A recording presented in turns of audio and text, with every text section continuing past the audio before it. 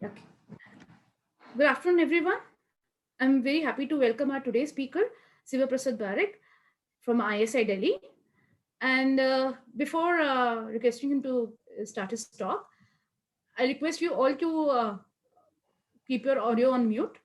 There will be question answer session at the end. Nevertheless, if you want to ask any question, please do it over the chat box and wait for a signal from me before starting the unmuting your audio. So, Shiv Prasad, can we start? Yes, yes. Thank you. So Welcome. thank you, Professor Tanvi, for the introduction. In this presentation, I will talk about isometric dilation and von Neumann inequality for a class of n-tuple of commuting contractions. Here is the outline of my talk.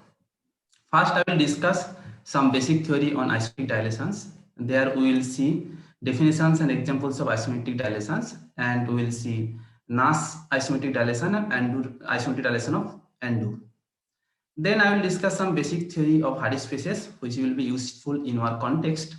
And then I will introduce the isometric dilation result of Couto and Vasilescu, and also that will be useful for our purpose.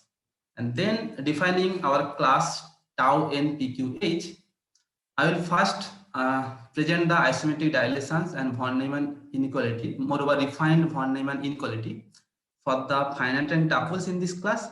And then I will present the isometric dilations and von Neumann inequality for arbitrary tuple in this class. Let me tell you why dilation is important in multivariable operator theory. In many situations, dilations enables us to reduce problems of commuting tuples of non-normal operators to simpler problems involving tuples of commuting normal operators, in particular unitaries. One such problem is when an n-tuple of commuting contractions satisfies the von Neumann inequality. So what is von Neumann inequality? We say an n-tuple of commuting contractions T satisfies von Neumann inequality if operator norm of Pt is dominated by the subnorm of the polynomial P over the unit polydix, and this happens for all polynomial P in n variables. And it has been seen that if a tuple of commuting contractions has an isometric dilation or a unitary dilation, then it satisfies the von Neumann inequality. So what is dilation? Let's say H be a Hilbert space and T acting on the Hilbert space H be a contraction. Then an operator V acting on another Hilbert space K, where the Hilbert space K contains the space H. So V is said to be a dilation of T if T power K is the compression of V power K over H. So compression means it is the projection of the restriction of the operator. If T power K is the compression of V power K for each non-negative integer K, then we say V is a dilation of T. And this relation is equivalent to this matrix representation of Vk. Here, Vk can be written as, in this corner it is Tk, and here is something which we don't care about, and this happens for all non-negative integer K. So what does this matrix representation tells us? This tells us that we can retrieve T as a part of V. Not only that, we can retrieve any power of T as a part of the power of V. And whenever this matrix representation holds, then we say V is a dilation of T. If V is an isometry, then we say V is an isometric dilation of T. And if V is a unitary, then we say V is a unitary dilation of T. So what are the examples of dilation? So extensions are all dilation. Let's say V be an extension of T. That means T is the restriction of the operator V on some invariant subspace H. Then V has this matrix form. Now this corner it will be 0, and here is something. Now taking powers on both sides, we have V power K is equals to T power K 0, and here is something. And this happens for all non-negative integer K. And this matrix representation immediately tells us that V is a dilation of T. Similarly, coextensions are also dilation, and sometimes we called them lifting. So V is a coextension or a lifting of T if V star is the extension of T star. Okay. Then V star has this matrix from V star is T star and this quantity is 0 and here is something. Now taking adjoint on both sides, we have V equals T and this column now it is 0 and here is something. And taking powers on both sides, we have V power k equals T power k 0 and here is something, and this happens for all non-negative integer k. And that immediately tells us that V is a dilation of T. Now here is the definition of dilation in multivariable setup. There let's say H be a Hilbert space, and first we define tau n H as the set of all n tuple of commuting contractions. That means it is the set of all tuples T1, T2, Tn such that each of Ti's are contractions and they commute with each other. And for a n tuple of commuting contraction T, which is T1, T2, Tn, and for a multi-index k, which is k1, k2, kn, T power k is defined in this way. It is the T power k is the composition of these operators T1 power k1 up to Tn power kn. If V is an n tuple of isometries, then an n tuple operator V is called a dilation of n tuple of contraction T if here as previous T power k is the compression of V power k on H for all non-negative integer k. But here k is the multi-index and T power k is defined in this way and V power k is defined in this way. And if V is an n tuple of isometries, then we say V is an isometric dilation of T, and if V is an n tuple of unitary, then we say V is a unitary dilation of T. Here also extensions and coextensions are also dilation, and there we say an n tuple of operator V is an extension of T if it is extension component wise. That means VI's are the extension of Ti for each I, and similarly V is a coextension of T if V star is an extension of T star.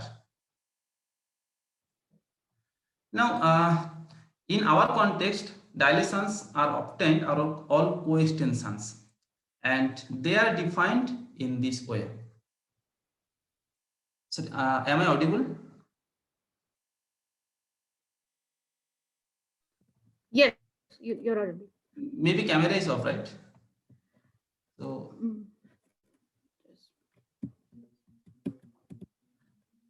just a minute.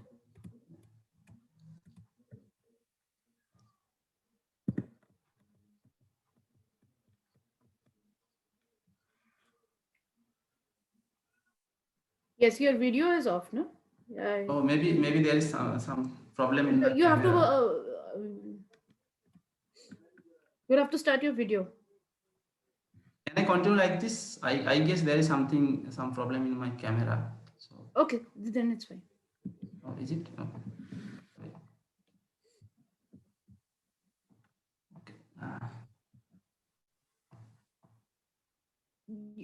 No problem.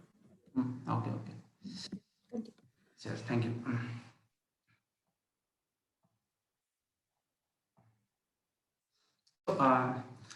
In our context, the dilations we obtained are all coextensions and they are defined in this way.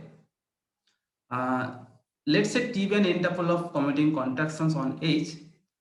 Then for this T, we find an isometry phi from H to some another Hilbert space K and a tuple of isometries V such that pi intertwines Ti star and Vi star for each I. And this kind of definition tells us that here K may not be a superset of H, but instead of that, we find an isometric copy of H inside K and an unitary equivalence copy of V on that isometric copy of H, and we dilate them first. Okay. And in that sense, this is a dilation of T. So the discussion is following. Let's say Q is the range of pi. So that is the isometric copy of H inside K.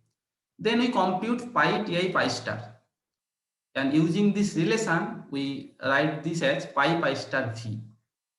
And again, we write pi Ti pi star as pi Ti pi star, and since pi isometry, pi star So this is equivalent to pi star vi pi star using this.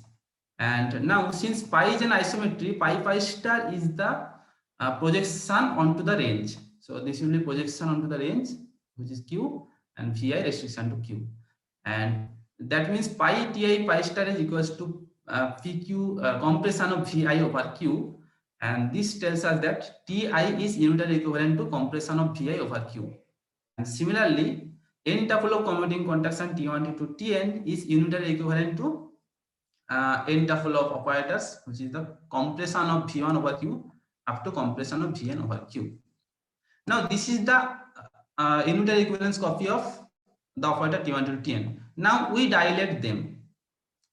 And again, we compute phi Ti star phi star. And using the relation, we have this is equals to compression over Vi star on Q, and which is again equivalent to Vi star over Q is equals to the compression of Vi star, and which is unitary equivalent to Ti star, and that tells us that Ti coextends to Vi. So V is a coextension of T, and more precisely, V is a dilation of T. Now the question is, when an n tuple of commuting contractions has an isometric dilation. For the base case n equals 1, in 1953, Nash found that any Hilbert space contraction always has an isometric dilation. And after a decade, Andu shows that every pair of commuting contractions on a Hilbert space has an isometric dilation. But we cannot generalize the dilation result of Nash and Andu for general n, because their parrot shows that an n tuple of commuting contractions does not possess an isometric dilation in general for n greater equals to 3. Now let us look at the corresponding von Neumann inequality.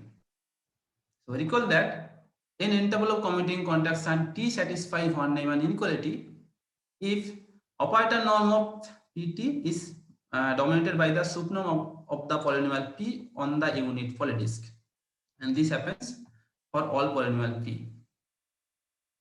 So in 1951, von Neumann proved this inequality for every single contraction on a Hilbert space.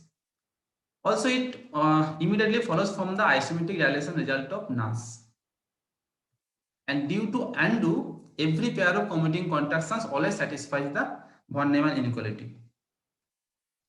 As the case of isometric dilation, von Neumann inequality does not hold in general for n greater equals to 3. And due to formulas, von Neumann inequality does not hold for n greater equals to 3. Also, I have already mentioned that von Neumann inequality is an immediate consequence of having isometric dilations of the tuple. That means if an n tuple of commuting contraction has an isometric dilation, then it satisfies von Neumann inequality. So we have three things. Number one, von Neumann inequality does not hold in general for n greater equals to 3. Number two, von Neumann inequality is an immediate consequence of isometric dilation. And number three, isometric dilation does not hold for n greater equals to 3. So this leads us to investigate isometric dilations of commuting contractions under certain positivity assumptions. And the positivity assumptions we use is known as Jacob positivity. And using that positivity, we construct a class of tuples of commuting contractions and find isometric dilations. So before going into our class, we need to know what is Hardy space, what is Jacob positivity, and what is Hardy shifts, etc. So start with the theory of Hardy space. For a Hilbert space E, the E-valued Hardy space over unit polydisk Dn, which is denoted by H2E Dn, is the set of all analytic functions over the unit polydisk Dn such that coefficients are square summable. And whenever we are talking about analytic functions, they have a power series representation over the unit polydisk. And so this is the set of all convergent power series where the coefficients are coming from the Hilbert space E such that coefficients are square summable. and the norm here is actually the norm of the Hilbert space E. Now one can observe that for n equals 1 and for E equals the set of all complex number, H to D is unitary. Actually one can view H to D as the small L2 space, which is the space of all sequences where the sequences are square summable. And also one can view H2ED as the tensor product of small L2 and the Hilbert space E. Okay. So it is a well-known fact that Hardy spaces are reproducing kernel Hilbert spaces. So it has a kernel function. So kernel function of the Hardy space H2EDN is Sn times identity of E, where Sn is the Jacob kernel over the unit politics defined by Sn ZW is product of these terms, product of I minus Zi Wi bar inverse, where Z is equals to Z1 Z2 Jn and W is equals to W1 W2 Wn. Now if we take Sn inverse ZW, then it will be a polynomial, and in that polynomial replace Zi by Ti and Wi bar by Ti star. We have this kind of expression where the sum varies over all the subset F of the set 1 to n, and whenever this expression, so this sum will be operator. So whenever this operator will be positive for some n tuple commuting contraction T, we say T satisfies Jacob positivity, and we denote this expression by Sn inverse Tt star. And where for a subset F which is n1 into nk, Tf is defined in this way. Tf is the composition of these operators Tn1 up to Tnk. Okay. So let's see how this expression look like in simpler cases. For n equals to 2, that means we are considering pair of commuting contractions T1 and T2. So S2 inverse Tt star will be, for the empty set it will be identity, for the singleton 1 it will be T1, the singleton 2 it will be minus T2 T2 star, and for the full set 1 and 1 comma 2 it will be T1 T2 T1 star T2 star. Whenever this expression is positive for the pair of commuting contraction T1 and T2, we say T1 T2 satisfies Jacob positivity. Now here we define multipliers and multiplication operator on the Hardy spaces. A function which is defined on the unit politics and which is a B of E1 E2 valued function. So B of E1 E2 means set of all bounded operators from the Hilbert space E1 to E2. So a B of E1 E2 valued functions on the unit politics Dn is called a multiplier from the Hardy space H2 E1 Dn into H2 E2 Dn if for all functions f on this Hardy space phi f belongs to the Hardy space H2 E2 Dn, where phi of f is defined in this way. Phi f of x is the phi of x acting on the element f of x for all x belongs to the n unit polydisk. And with respect to a multiplier phi, we define a multiplication operator m phi from the Hardy space H2 E1 Dn to H2 E2 Dn by f goes to phi of f.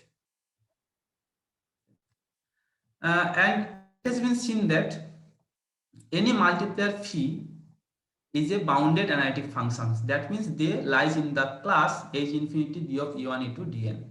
Also, any bounded analytic functions gives rise to a multiplier. That means we have this identity set of all multipliers from the Hardy space H2 E1 Dn to H2 E2 Dn is actually identified with the set of all bounded analytic functions on the unit politics. Also, we can talk about their norms. That means subnorm of the multiplier is exactly equals to the operator norm of the multiplier m phi. And a multiplier phi is called the inner multiplier, or one can say it called the inner function if The radial limit of phi is isometry almost everywhere on the distinguished boundary of Dn, which is the n torus, and we denote them Tn. And I should mention here that radial limit of any multiplier phi exists due to the theorem of Fatou. And an interesting and useful fact is that if phi is an inner multiplier, then m phi is an isometry. Also, the converse is true. Any isometric multiplier corresponds to a inner multiplier phi. We will use this fact later. Here we define Hardy shifts on the Hardy space H2ED, and we define them coordinate wise. So for the Zi coordinate, we define Hardy shifts mzi from the Hardy space H2DN to itself by mzi fw is the multiplication of wi to the function f. And n tuple of Hardy shifts, that is mz1, mz2, mzn on the Hardy space H2DN is a W commuting tuple of isometries. That means each of the shifts are isometry and they commute with each other. Not only that, they commute with adjoint of each other. Now let's consider a pair of shifts on the Hardy space H2DN, and let's say T be the pair of shifts mz1 and mz2, and then calculate H2 inverse Tt star, and that will be identity minus mzi star minus mz2 mz2 star plus some term. Now we can factor this expression into two factors. One is identity minus mz1 mz1 star, and another is identity minus mz2 mz2 star, using the double commutativity property of the mz1 and mz2. Now, since each of the mz are isometry, in particular their contractions, we say this is a positive operator and this is a positive operator, and since they are commute with each other, so multiplication is also a positive operator, and hence mz1 mz2 satisfies Jacob positivity. So similarly, one can check n tuple of Hardy shifts on the Hardy space satisfies Jacob positivity. Also, an important fact is that any multiplication operator with respect to some multiplier commutes with the shifts, and also conversely, any operator which commutes with the shifts of the corresponding Hardy spaces, it will be a multiplication operator with respect to some multiplier. Okay. And now here we define what is pure tuple. An n tuple commuting contraction T is said to be pure if it is pure component wise. That means for all I and for all H belongs to the Hilbert space H, norm of Ti star m H tends to 0 as m tends to infinity. So what are the examples of pure tuple? For a real number R which lies between 0 to 1 and strictly less than 1, and for a contraction T, RT is always pure. That means strict contractions are always pure. Also, shifts on the Hardy space H2DN is pure, and hence n tuple of Hardy shifts on the Hardy space H2DN is a pure tuple. Here is a known isometric dilation result of due to Couto and Vasilescu, and according to them, if T be a pure tuple satisfying Jacob positivity, then T can be dilated to n tuple of Hardy shifts on the Hardy space over unit polydix, where the coefficient space of the Hardy space is script dt, where script dt is the defect space with respect to the operator T, and which is nothing but the range closure of the Sn inverse Tt star. And we achieve this dilation by finding a isometry pi from the Hilbert space H to the Hardy space H2 script dt dn, which is defined in this way. Pi of H will lie in this Hardy space, so it will be a function. So pi H of Z has this form, and I intertwines Ti star and Mzi star for each I. And this intertwining immediately tells us that this dilation is nothing but a coextension. Also, this dilation is an explicit dilation, and we will use this dilation again and again in our context. And also, this dilation theorem tells us that n tuple of Hardy shifts on some Hardy space forms a model operator in the class of pure and Jacob tuple. So, extending the class of Coutu and Vasilescu, we define our class, namely tau n pqh. So before going into the definition of our class, first we define some notation. So for an n-tuple commuting contraction T, and for each I lies in between 1 and n, we denote Ti hat as the set of Ti hat as a n minus 1 tuple coming from the tuple T such that Ti is missing. And with this notation, for fixed Q and P and Q, where P not equals to Q and they lies in between 1 and n, we define tau n pqh as the set of all n tuple of commuting contractions such that TP hat and TQ hat satisfy Jacob positivity and TQ hat is pure. That means any two different n minus 1 subtuple of the tuple T satisfies Jacob positivity and one of them is a pure tuple. So obviously this class contains the class of Coutu and Vasilescu.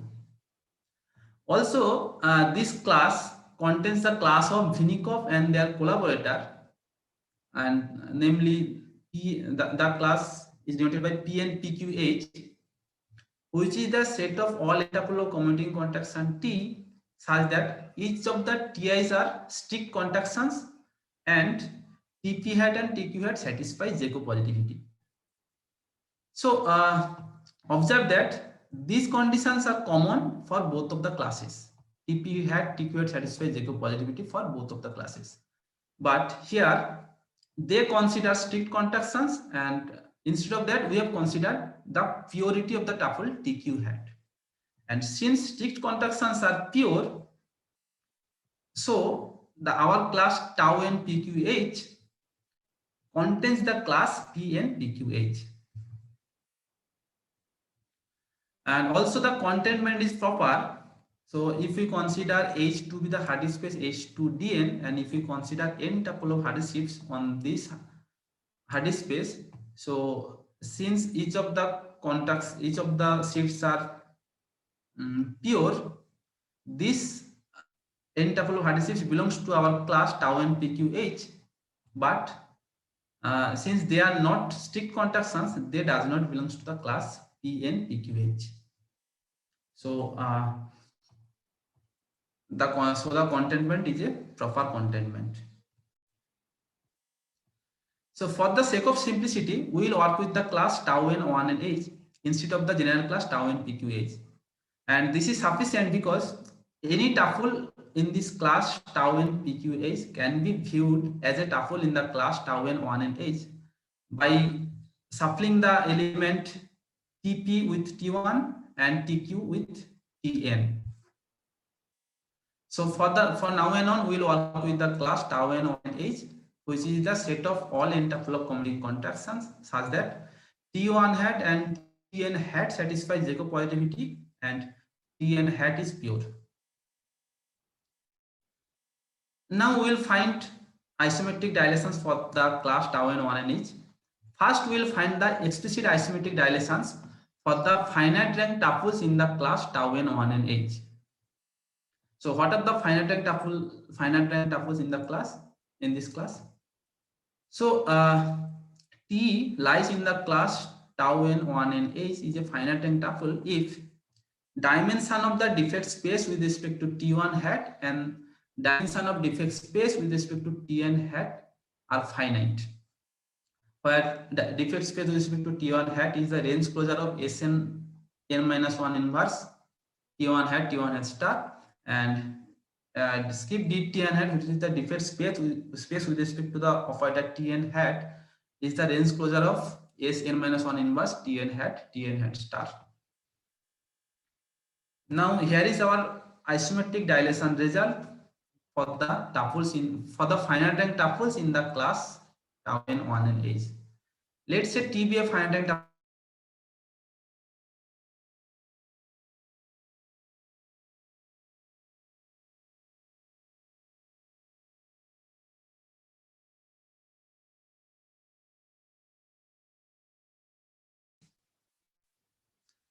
where the dilating tuple consists of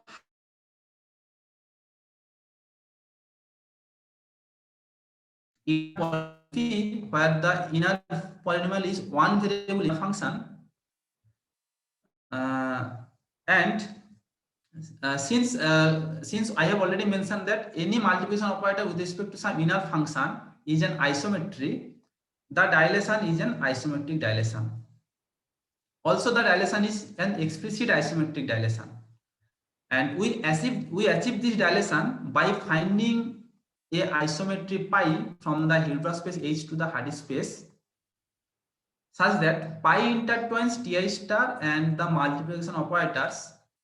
In this way, pi Ti star is equals to mz I star pi for each I lies between 1 and n minus 1, and pi Tn star equals to m phi star pi if I equals to n. And this kind of intertwining relation tells us that this dilation is basically a coextension. Now we will prove this theorem. We will basically we will give an outline of this theorem, and the proof of this theorem relies on the transfer function representation of a multiplier phi. So what is transfer function?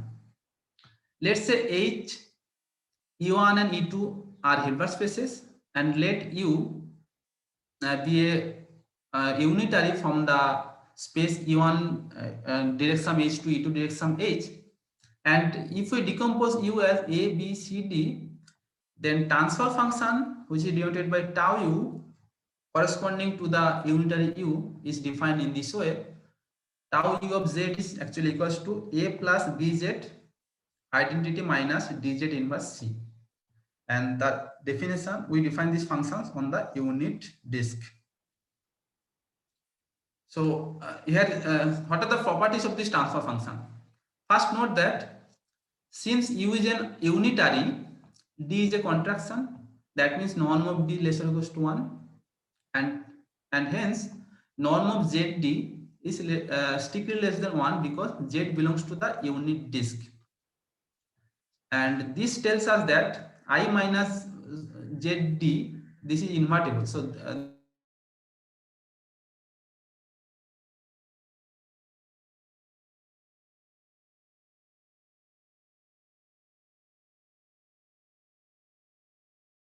equivalent analytic functions on D.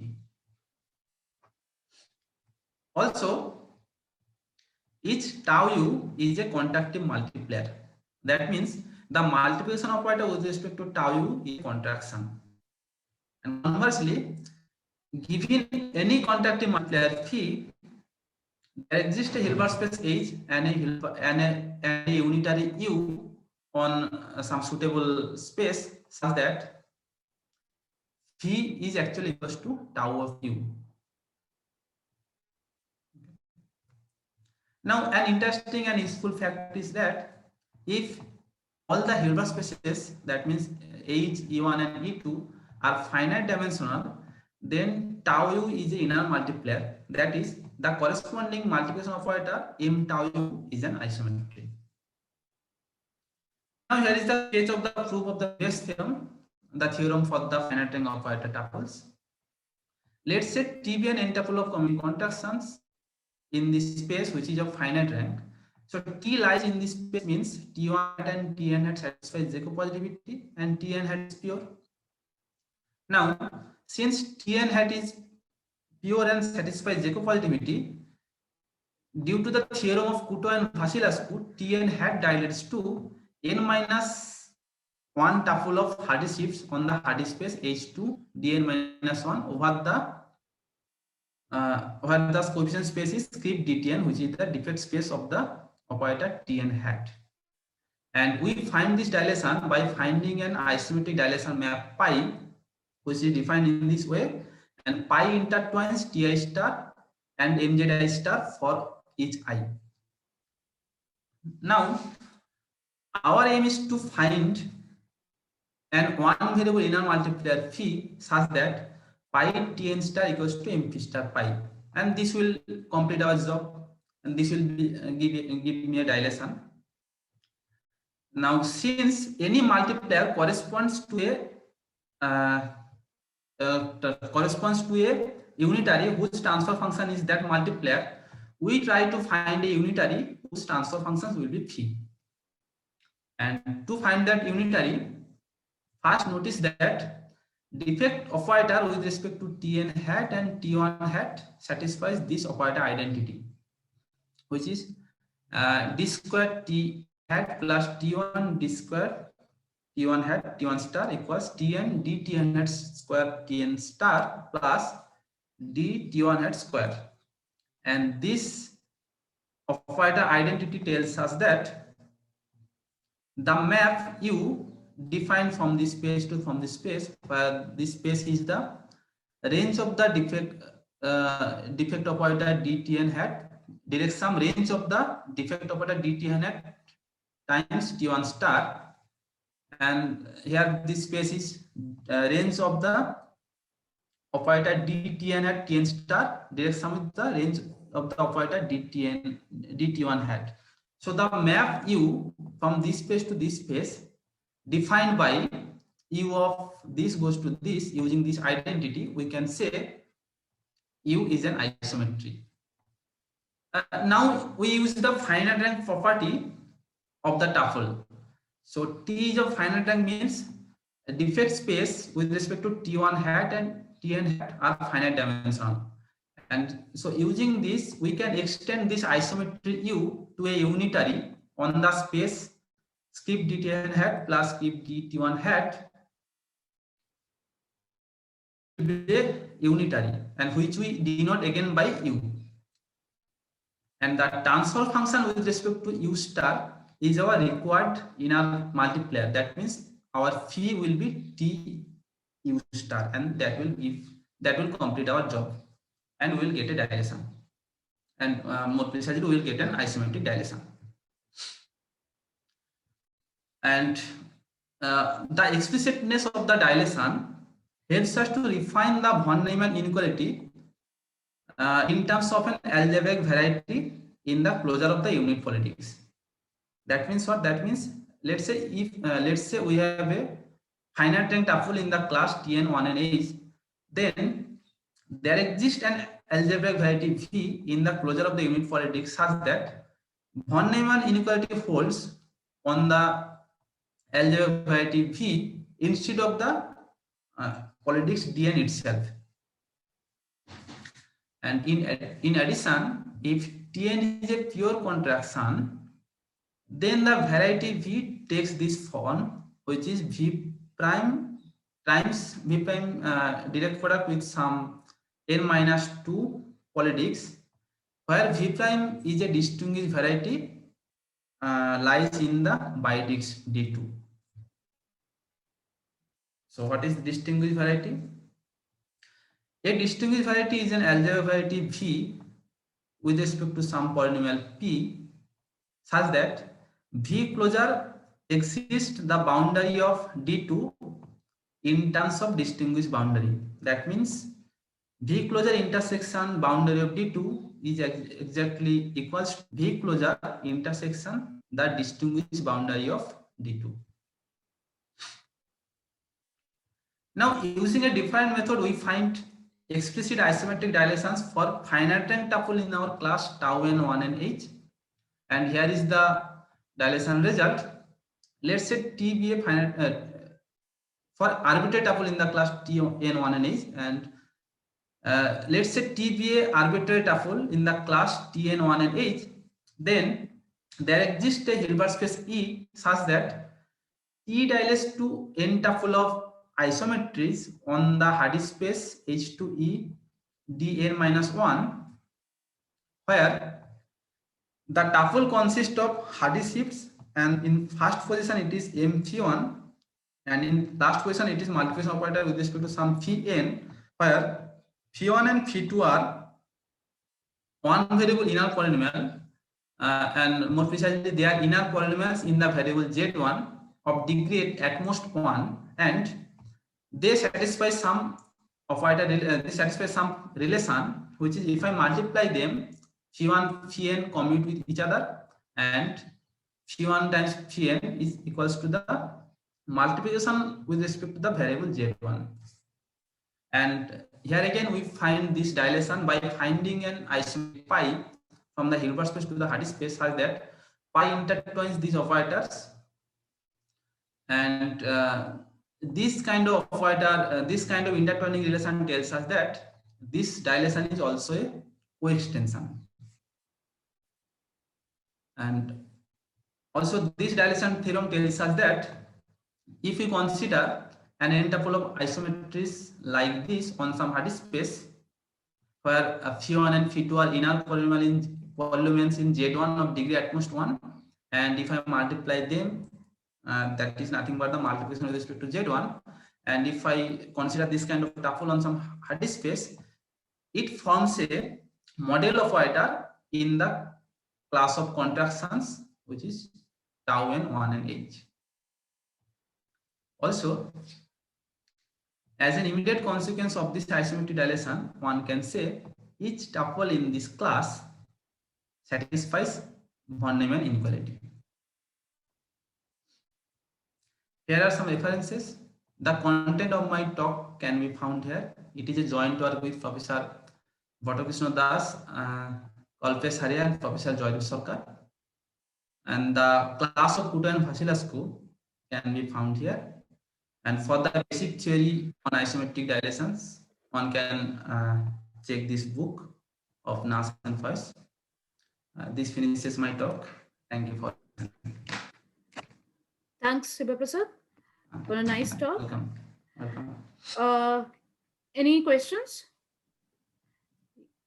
If anyone has any question, you can unmute and ask.